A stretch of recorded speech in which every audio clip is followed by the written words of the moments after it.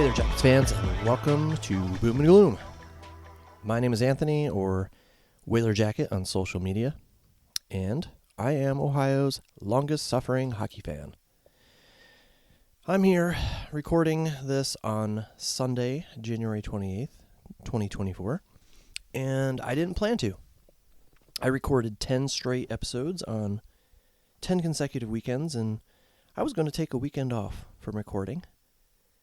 But then the Jackets, with their ineptitude, dragged me back in. A few things have put the Jackets in the news again, and surprise, surprise, none of it is good, and all of it continues to paint the Jackets in a negative light. Just when you think you've had enough of the negativity, you know, the Babcock hire and the 9-game losing streak, the player benchings, and the demotions, the fiasco with Elvis. So just when you think we were done with it, more stuff hits the fan. It's never ending, guys. It's just never ending. And so I got fired up, and I decided, you know what? I'm going to record an episode. So here I am. I am drinking and recording this. Now, let me just tell you, I am drinking Dr. Pepper as I record this. So, not drinking anything else, just Dr. Pepper. So anyway, there's a few things I wanted to say and get off my chest in this episode. So let's start off with the big news, which is David Jiricek. Oh my gosh, I am really just fired up about this, okay? David Jiricek was told in November, something like that he should get a place in Columbus. So that kind of translated to, you are a Columbus Blue Jacket and you will be staying in the NHL. But then they sent him to Cleveland a week later, only to call him right back up and then send him down again after several healthy scratches, bring him back up, take him with them all the way to Western Canada, only to scratch him again, and then send him back to Cleveland again. Now, it seems Jiricek is ticked off. And you know what? He has every right to be. I mean, this guy is supposedly our best defensive prospect and one of the best prospects in the league. He has all the components, all right? All the necessary parts of a future NHL defenseman, a future elite NHL defenseman. And he's down in Cleveland. Why? Why? So that Andrew Peeke can play in the lineup. Why? The excuse that the Jackets are giving is that he needs more time to improve. Jarmo says he needs to learn to defend better. He did that interview, and he said he needs to learn to defend better. Why? Okay? The Jackets are going nowhere this year. No playoffs. So why does he need to learn to defend better in Cleveland? Why can't he learn to defend better here in Columbus? What in the heck are you worried about, Jarmo and Pascal? That your team is not going to win as much because your top defensive prospect will make some mistakes from time to time, maybe take some penalties he shouldn't, and he's learning to play the game at the NHL level? That's what you're worried about? I got news for you, Jarmo. The time to worry about winning games this season, it no longer became the top priority back in October or whenever that 9-game losing streak took place. That's when winning stopped being the top priority. That's when it should have been obvious that this team was not going anywhere. That's when their thinking should have shifted to developing their young players with eyes on the future. No. But no. We have to keep playing guys like Peeke and Bean and I'll even throw Boquist in there, to try to win as many games as possible. And let's think about that for a minute. You think that playing our current defense gives the Jackets the best possible chance at winning? The team with one of the worst defenses in the entire NHL?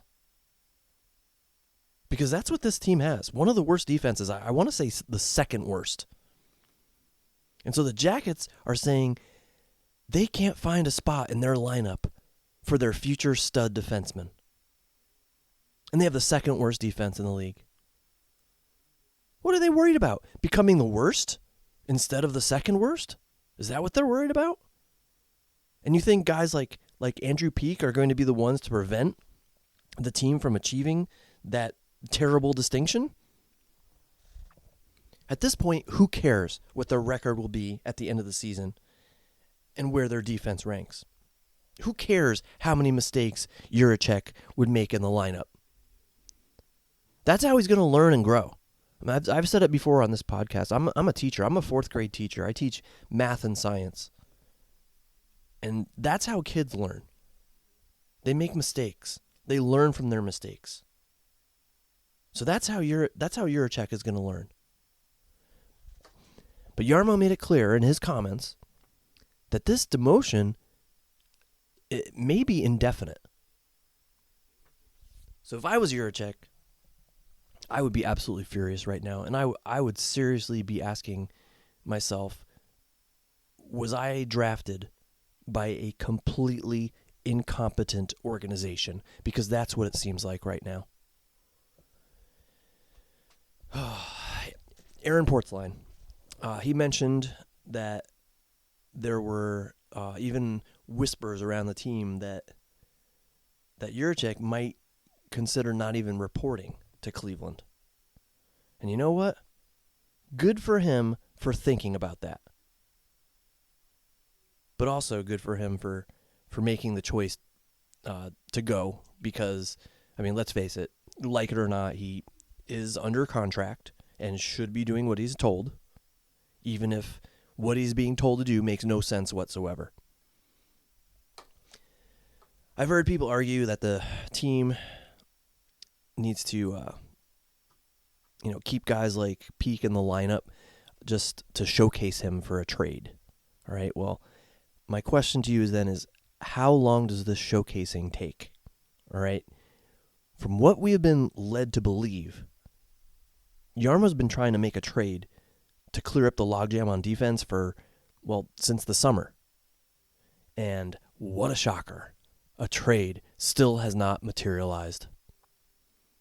So that means either Jarmo is not a good enough GM to work out a trade, or the players he is trying to trade are not good enough to be desired by other teams.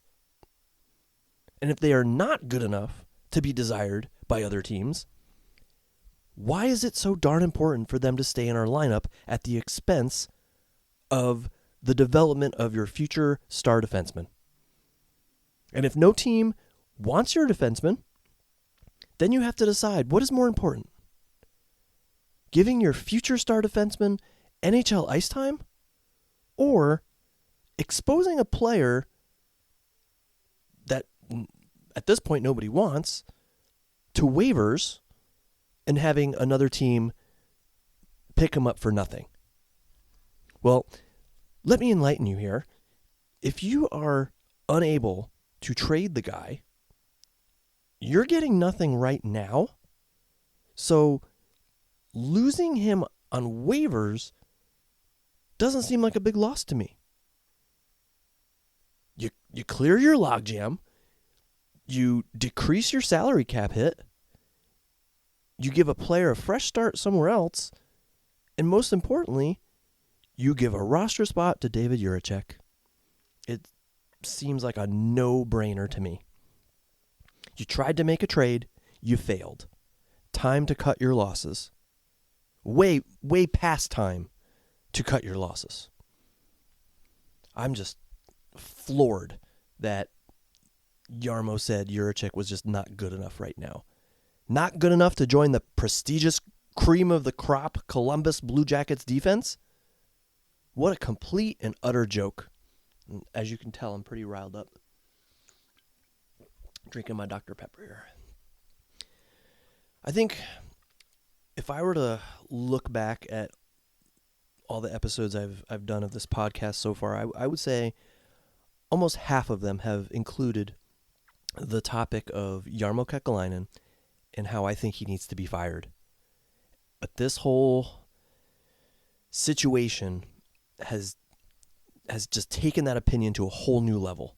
The dude needs to go. All right. It is incomprehensible to me that we have owners who are keeping this circus and its ringleader around. And I have a thought on that. All right. Let's say the owners are planning to fire Jarmo. Okay. Now, and granted, before I go any further, let me state that the chances of this happening are small. Okay. Because I think they might be incompetent too. But let's just say, for discussion's sake, that they do have some sense and are indeed planning to fire him. They would have to have a candidate in place, or at least some kind of plan for an interim GM.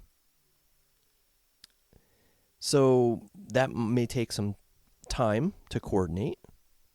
Well, they've had time. So let's say, again, just for discussion's sake, they fire Jarmo. When do they do it? So I'm looking at the calendar, and I think after this road trip would make a lot of sense. A change like that would cause some waves. All right, it would send some shocks through the organization.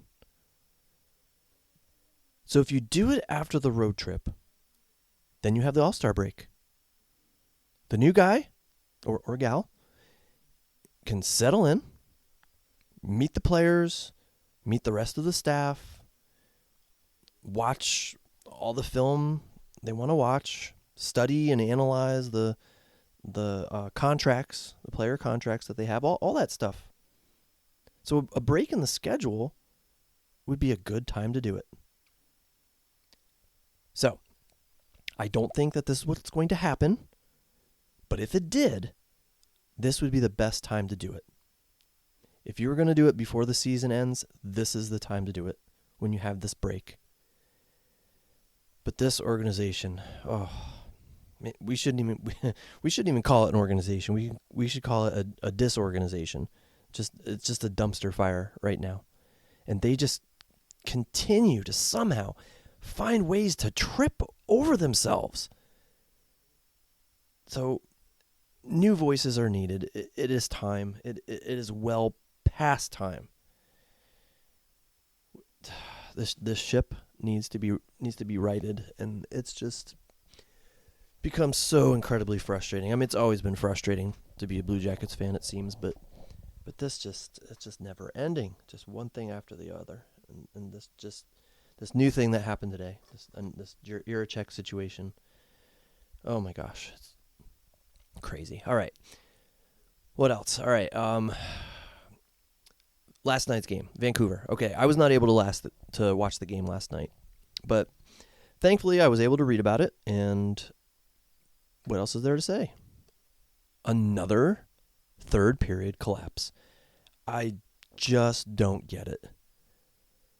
How can a team play well enough to win for 2 periods and then just completely unravel time and time again? It is just so infuriating. And I blame coaching for it, okay? The blame has to fall somewhere. Something has to be responsible for this. If this happened once, a couple times, or maybe even a few times, maybe we wouldn't even be talking about this. It's hockey. It can happen. But the fact that it keeps happening over and over and over again, it says to me that there's some real issues here, and I blame coaching.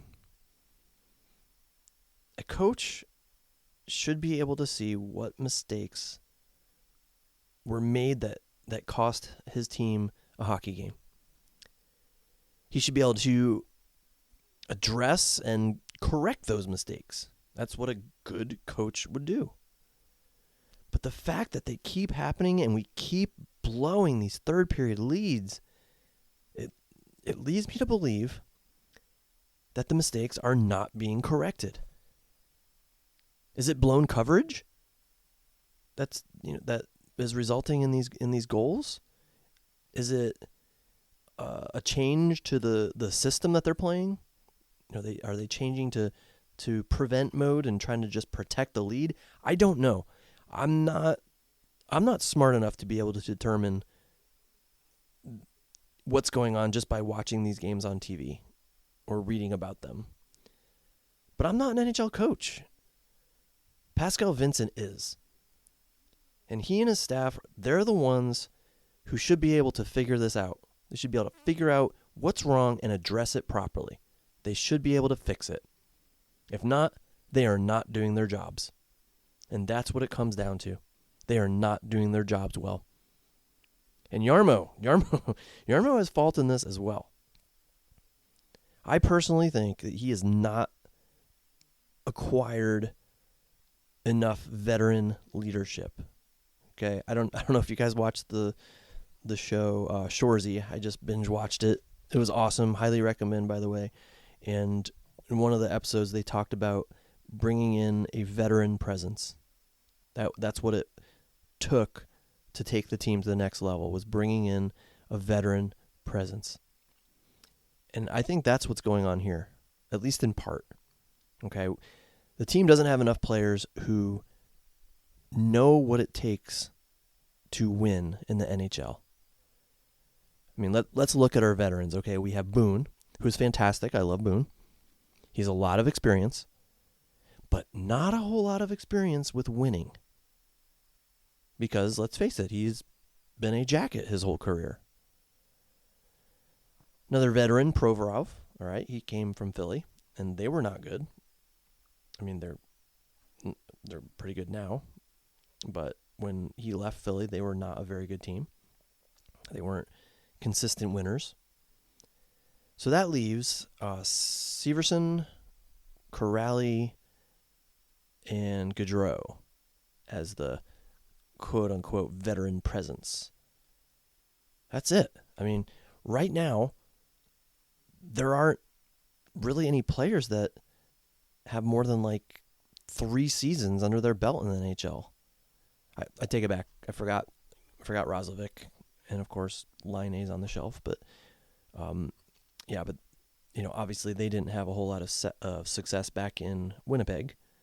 So I think we need to bring in a guy or two who knows how to win, who's been through it, who knows what it's like to truly succeed in the NHL. But then again, who am I? I'm just average Joe hockey fan, and what do I know? But then again, I've had almost as much success as a GM as Jarmo has had. So maybe my ideas aren't all that bad.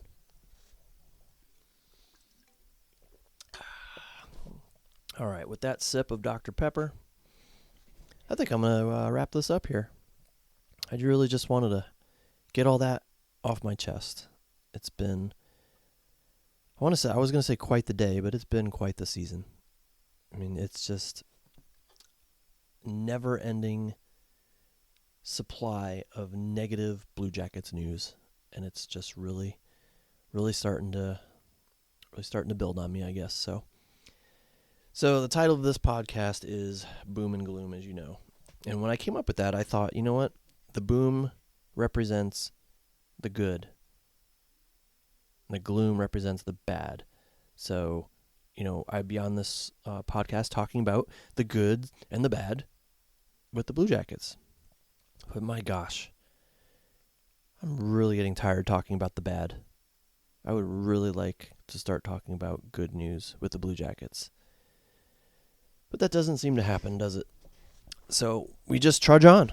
We trudge on with the hope that one day I'll be talking about mostly good stuff on here. So I'm going to wrap this up and tell you guys, hope you have a great week, and hope you tune in next time. Once again, I am Whaler Jacket on social media, so you guys can hit me up with any questions, comments, suggestions, anything like that. Last week I had some guests. I hope to get back to that in the near future, and hopefully we'll have some good things to talk about. So until then, I'm going to settle in here shortly and watch the Jackets take on the Seattle Kraken, and we'll talk again soon. See you guys later. Go Jackets.